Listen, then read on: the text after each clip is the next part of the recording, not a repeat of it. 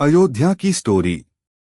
सरयू नदी के पावन तट पर बसी अयोध्या केवल एक नगर नहीं, बल्कि आस्था, मर्यादा और संस्कारों की जीवंत कथा है।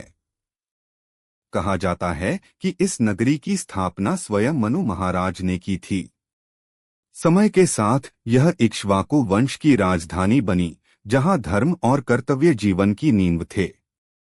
अयोध्या का स्वर्ण युग तब आया जब राजा दशरथ यहाँ के शासक थे।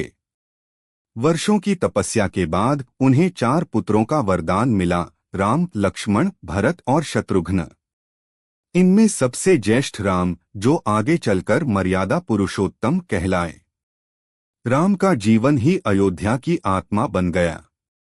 जब राम युवावस्था में पहुंचे तो उनका विवाह माता सीता से हुआ। अयोध्या में उत्सव का वातावरण था, पर यह सुख अधिक दिन न टिक सका।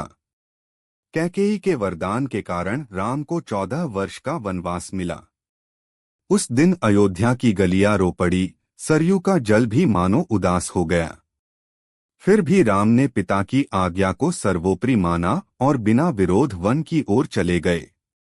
राम के वनवास के बाद अयोध्या सूनी हो गई। भरत ने राजसिंहासन स्वीकार नहीं किया और राम की खड़ाऊ को गद्दी पर रखकर राज्य चलाया।